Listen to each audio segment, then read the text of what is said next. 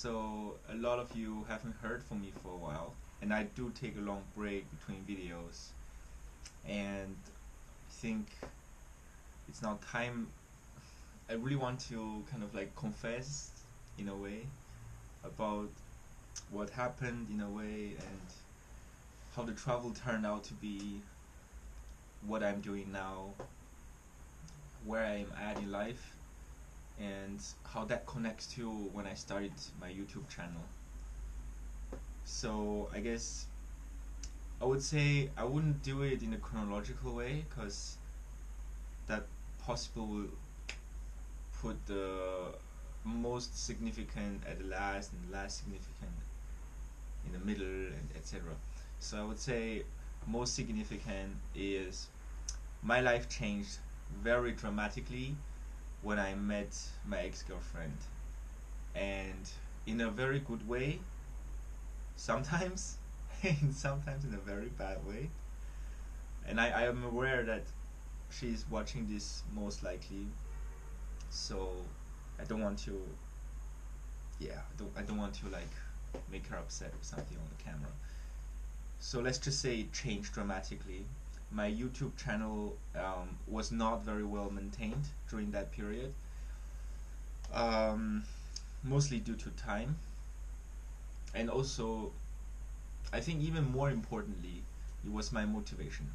I just lost it. I just, I went from being an office worker for a couple of months, very bored, changing my lifestyle to traveler, um, changing it to biker, and then changing it back to kind of backpacking.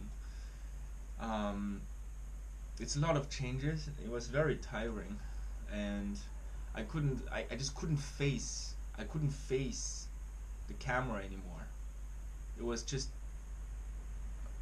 I don't know, I lost the inspiration or whatever it was, and I just feel so.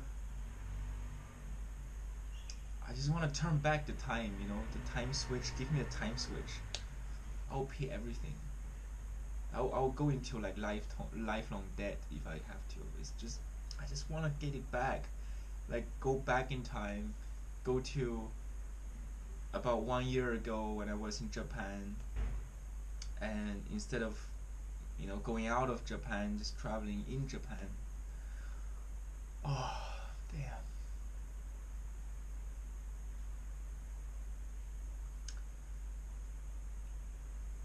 So yes, that's the reason why I didn't do YouTubing consistently, because I always have to wait until I'm ready, until I feel inspired, strong, emotionally stable, in order to do the video. And I used to be like that almost every day. And that's also possibly the reason why I attracted Matt to travel with me together, where we both attracted each other. It's like, how can it be? It was so random. In the middle of nowhere, in a camp, um, in Hakone. Not even in Hakone. It's like outside, and he was just there, coming. I can remember it. He was coming, like slowly outside the bush. It was like completely night, completely dark, and he just had this, Jayo smile. He had this big smile. Yeah, that was nice. So I smiled too, and then we shook hands, and he told me that he would like to camp together in a place like nearby. So I was setting up my camp. He was setting up his camp. He did a video. That's the first video where I appeared in his vlog, where I was playing a bit the guitar. Oh yeah, it was a good time. I don't know how to get it back. I, and to be honest, I'm not even so sure if I can publish this video. It's so hard to say.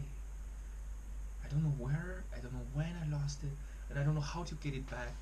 And right now I'm just forcing myself, like go go go, like I have the bike still. I have the new bike, not the one from Costco, the one that I bought in Taiwan. So most likely you haven't seen it much.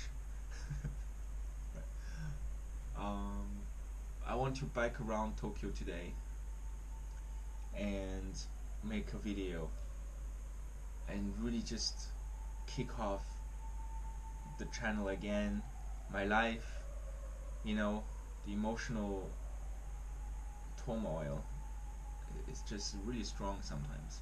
And I don't know what it is actually. So many things, you know.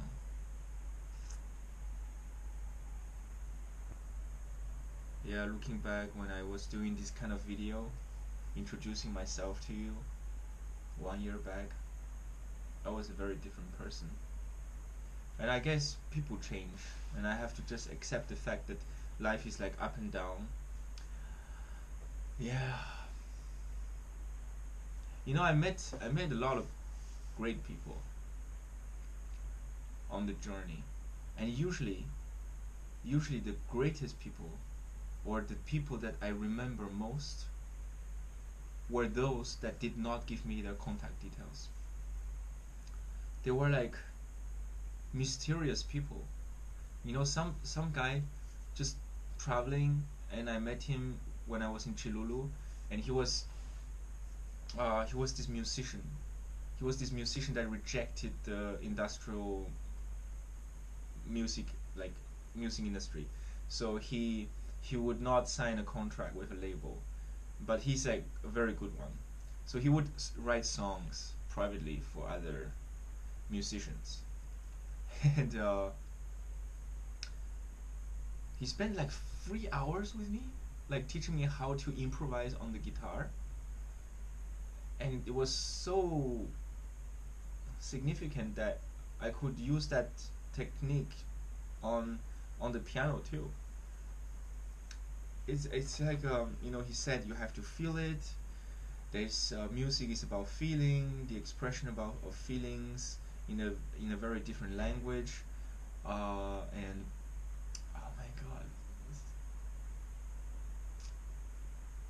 I don't know, like, and the thing is, like, I never see him again. I will never see him again, but he will always be in my memory.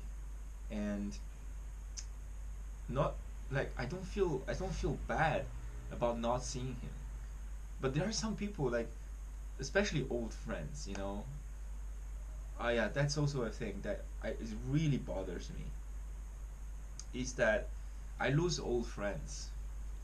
I don't understand why. Like, okay, so in one city where we are like best friends, we meet each other and we do stuff together, it's amazing time. And we help each other, we watch out for each other. But coming back to Japan, somehow it just changes everything. I thought that if I come back to Japan, it will be as awesome or even better than last time. How can it be worse? You know, but coming back working,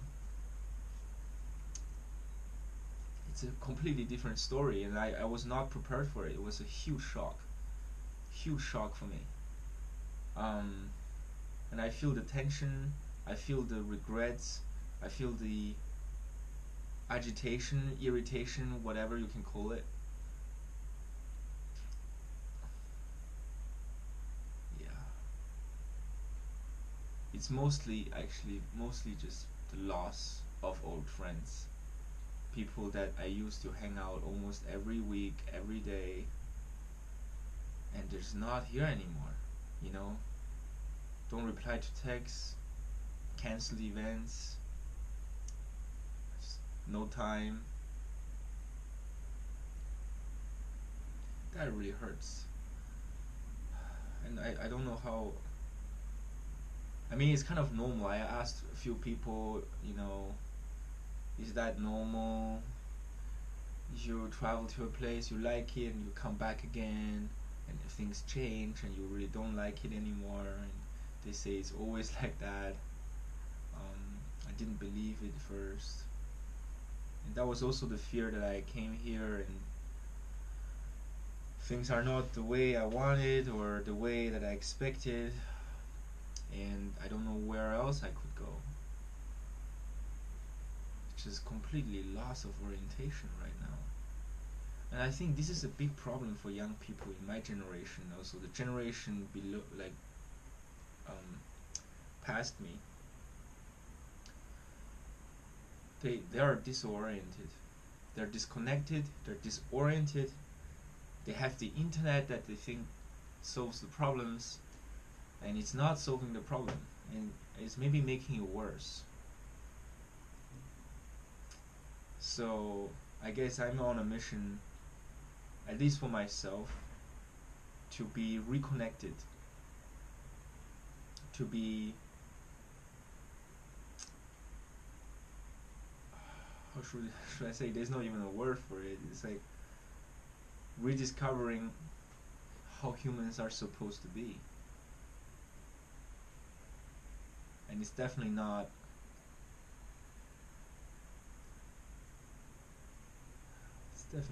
just traveling around and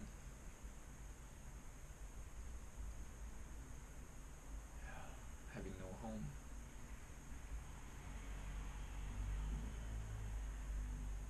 And I think the second thing that really bothers me is that I thought I found a home here in Japan, but it turns out that it's not as easy to mix with people locally and to sustain a long-term relationship, a deep relationship with local people, because simply language barrier is a huge problem. As a traveler, it's not a problem because it's very convenient in Japan. Everything is well developed. You can get everything if you have the money. You don't have to speak the language. You can use Google Translate all the time. But when you want to make friends, and you want to make lasting relationships, get a girlfriend or get a wife, it's I have to learn Japanese, and I'm learning Japanese every day, very late until very late. I would squeeze the time, learn Japanese, and but it will take a long time, and I have to be just patient. Um, I guess, yeah, I guess that's why I haven't been kept up with YouTubing for a while, and I've been interrupting it all the time because I don't want to face it and don't feel like it and stuff. So hopefully, with this video, I could explain to you why, and hopefully I can get back to the same level, or at least,